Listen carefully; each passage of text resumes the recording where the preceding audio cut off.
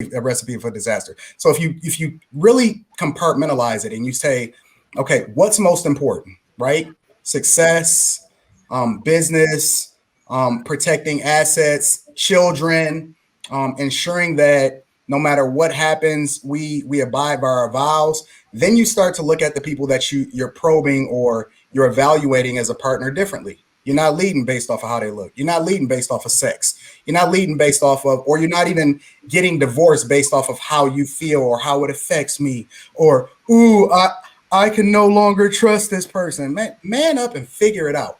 Oh, come on. Figure it out. Figure it out, bro. Listen, you talking to a dude that don't know divorce. That's what I'm saying, man. Everything that I do is based off of what's best for the circumstance and situation. When you think like that, think about it. The role of a man. Okay, all right. Now this is a really teachable moment. Teachable moment. The role of a man in a woman's eyes. Most women look for men that can provide and protect. History has never changed. From its inception all the way up in 2021, what looks like provision and protection has changed. But what women desire from men long-term, stability, provision, protection, somebody that can take care of their kids, somebody that can ensure that they're successful. The dynamics is different now because women have been more empowered, which means that, now they're in the workplace and all of this other type of stuff. But a woman's nature is to have the option to work. But when she's really in her femininity and she's really empowered to be the best version of herself, you're not requiring her to bring anything to the table. So the thing that you bring to the table as far as what she truly desires within, regardless of what she communicates outwardly, right? The thing that she desires within is provision and protection, security. The things that men desire from women, femininity, not being non-confrontational, beauty, all these things is different. So you have to separate the conversation by gender, first of all, because we're not the same. We never will be, no matter what society says, we're not the same, right? And so when you start to look at it in a different lens, and so we looking at it from a men's perspective, right, John? I'm with you 100% right now. Okay. We're looking at it. Spoken a false word. So when you're looking at it from a men's perspective, and you're saying, okay, what's my priority? Then you start to remove how I feel out of the situation, because the only thing that matters is the team. I'm the head of my household. I'm always, if anything ever happens, if we lose our house, if the lights get shut off, I don't care if she's working or not. People in society in general is going to look at me and say, what is going on? They're not going to go to her because she's a helpmeet. She's not the thing that we're supposed to depend on in order to ensure that we're provided and protected for, right? So when I'm really doing what I'm supposed to do, she'll follow me. She'll follow me to the end of the earth. Women are fiercely loyal when they really find a man that's doing what he's supposed to do and living in his purpose. Now, what women will settle for, and this is what you're seeing today, they're settling for the man that really isn't living in his purpose. And they're hoping that he'll one day get himself together. And this is what you see people marrying and getting together in relationships today. And so as a result, what you're seeing is the residual values, because the people that really suffer from our mistakes is our children. We don't really suffer. It's our children that suffer. So what you'll find is men that get married don't truly understand what it is to be a man. And then they come. I was going to say 100% agree with you on every point. At the same time, clearly either the man or woman has chosen wrong in a situation where infidelity occurs or acted inappropriately. They've done So what? So why did you take the vow till death do us part, for better or for worse, in sickness and in health? Why did you take the vow if you wasn't going to believe it? If it was on condition, why didn't you add that as a part of your vows? Because it's an agreement between both of you to be faithful to each other. And once somebody it said nothing about being faithful. It's not one word about being faithful in those vows. As a matter of fact, marriage historically is the foundation it's the thing that keeps wealth within the family. As a matter of fact, men historically has had more than one wife.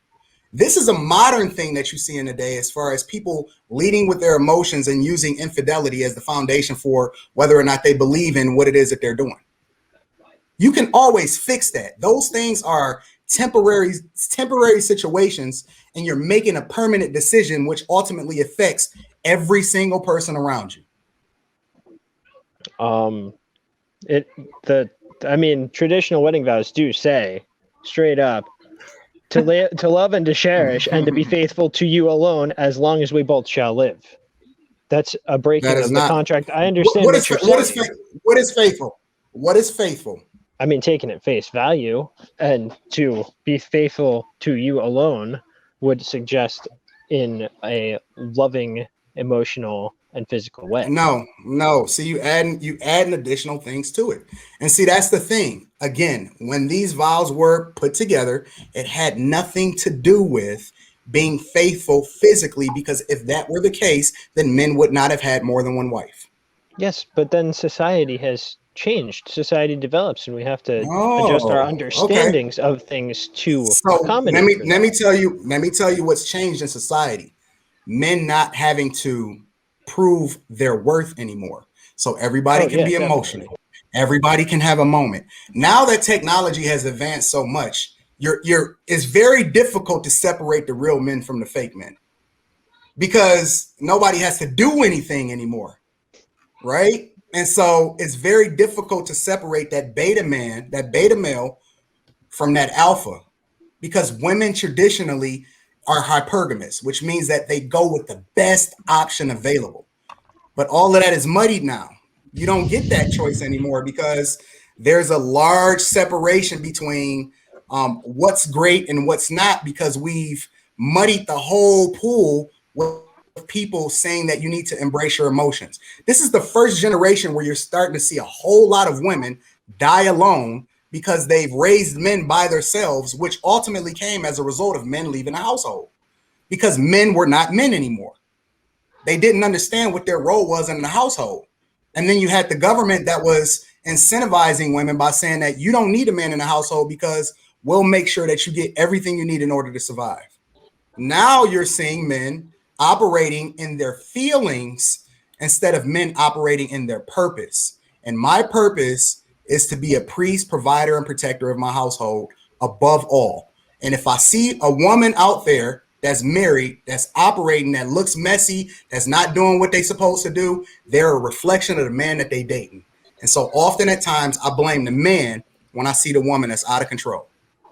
It's your fault. If your relationship failed, if your household is not in order, and your kids is messed up, it's your fault.